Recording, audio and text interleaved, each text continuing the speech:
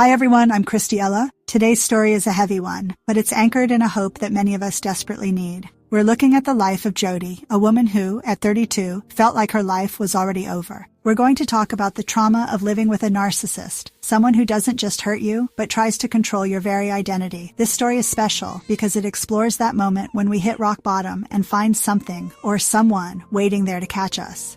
It's about why some people stay, the fear of the future, and the power of a single night that could change everything.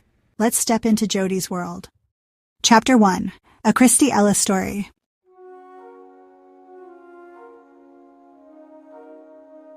I stood at the mirror. I was 32 years old, with long light brown hair and green eyes that had lost their spark. I thought to myself, where is the sparkle I used to have? Barry's voice drifted in from the kitchen, sharp as a razor. You're lucky I'm even with you, Jody. You're delicate, you're weak. You wouldn't survive a day without me. I shrunk, and I realized that I had said it to myself out loud. Barry was laughing in the kitchen. I looked back at myself in the mirror, and tears streamed my cheeks. Lately, a new fear had started to hollow me out. I wanted to be a mother, but the thought of bringing a baby into this house made my blood run cold. I could picture Barry treating a child the way he treated me, using their innocence as a weapon. I couldn't imagine bringing a life into this world only to have him beat their spirit down. I felt trapped in a life that was half-lived. I didn't recognize a life that wasn't mine to live. What had happened to the man I met just 3 years ago? The man who made me feel like a princess. The man I would have given everything for.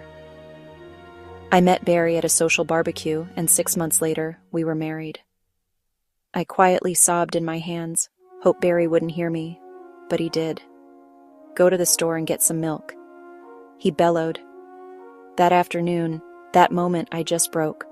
I ran to my car, sobbing, and drove to the cliff's edge where I usually went to find myself.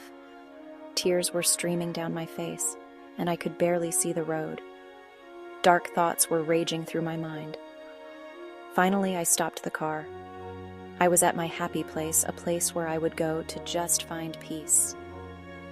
But this time, I was looking at the drop and thinking it might be the only way to finally find peace.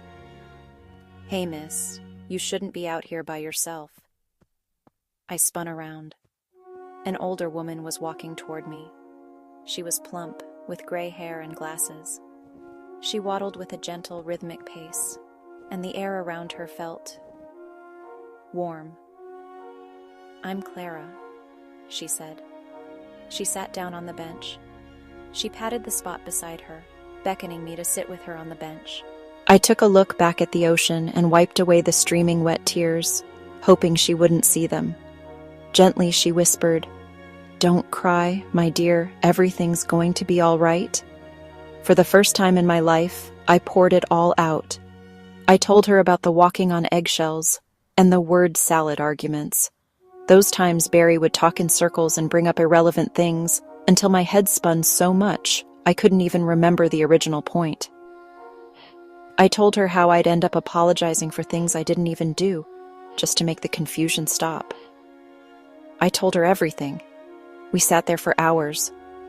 Clara listened with a stillness that was almost supernatural. Finally, she looked at me with eyes that seemed to see right through the fog. "Jody," she said softly. "You've been told you're delicate so many times that you started to believe it. You are not breakable. Just look at the flowers that grow on this cliffside. They are delicate, yes, but they survive the storms that would snap an oak tree in half. You aren't weak because you feel. You're strong because you've endured." She leaned in closer. "The moment you stand in your own light, the shadows have to flee. Not just your shadows, Jody, but his too." I sat in silence, her words echoing in my mind like a bell. I stood up then and walked slowly to the very edge of the cliff. My tears were finally starting to dry. I looked down at the crashing waves, but the pull of the water didn't feel as strong as it did before. Clara's voice came from behind me, one last time. "The ocean doesn't ask permission to be vast, Jody. It just is. Stop asking for permission to be yourself. I stood there for a long time, gazing out at the roaring ocean. I realized I didn't want to fall. I wanted to swim. I turned around to tell her thank you, but the bench was empty. I looked down the road, the long stretch of gravel where a car would be seen for miles. There was nothing, just the wind and the fading light. Stay with me for Chapter 2 as Jody returns home.